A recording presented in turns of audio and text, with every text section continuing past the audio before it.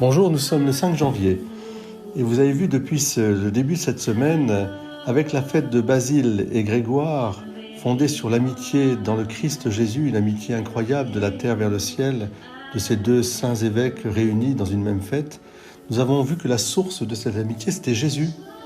C'est Jésus qui veut dire Dieu sauve et qui est là pour apporter justement cette filiation, retrouver le sens de la filiation et donc de notre fraternité universelle. Voilà que nous voyons dans les évangiles qui se succèdent en ces jours, eh bien, les premières rencontres des disciples qui vont suivre Jésus vont devenir ses apôtres. Et alors, il suffit que Jean montre Jésus comme l'agneau de Dieu, et voilà que André, Pierre, Jacques et Jean, et voilà, tout vont se mettre en route. Et là, en ce 5 janvier, tout en gardant justement cette amitié, cette amitié incroyable, cet amour de Dieu en nous répandu dans nos cœurs pour que nous répandions à notre tour dans nos frères et sœurs. Voilà l'évangile de la rencontre de Nathanaël.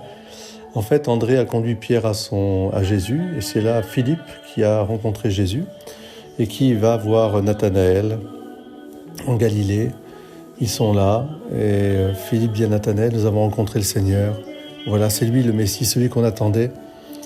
Et Jésus va rencontrer Nathanaël, et bien que celui-ci ait dit « Qu'est-ce qui peut sortir de bon de Nazareth ?» Eh bien, il lui dira « Voilà un vrai fils d'Israël. » Parce que tu vois, « D'où me connais-tu » lui dira Nathanaël.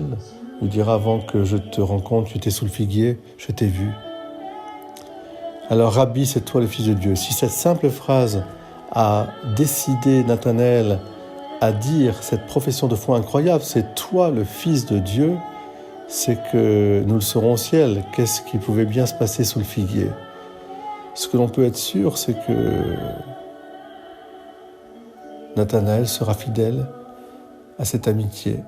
Ce n'est pas une voyance simplement, ce n'est pas une vision au sens intellectuel, c'est une rencontre, une chaleur qui est rentrée dans son cœur pour ne plus jamais le quitter.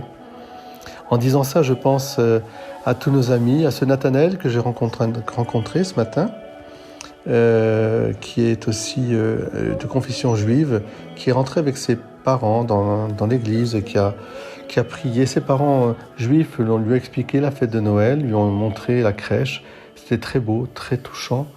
Je prie pour ce petit Nathanaël, comme je prie aussi pour ses parents magnifiques. Oui, nous sommes de la même famille, vous voyez. Il faut que notre relation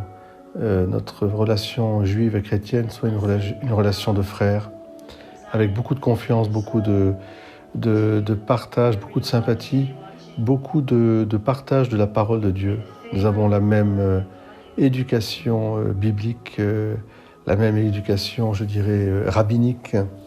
Jésus est un rabbi, et pour un juif aussi, c'est très important. Voilà, j'aime vous faire entendre Prophetic Worship in Jerusalem. Ce sont des chrétiens pour Jésus, ce sont probablement aussi des juifs, Elia, ce sont des juifs pour Jésus. Et ils chantent devant Jérusalem. Je trouve ça magnifique. Prions vraiment pour cette union des deux peuples qui n'en font qu'un, juifs et chrétiens. Soyons frères les uns pour les autres. Belle journée à vous tous.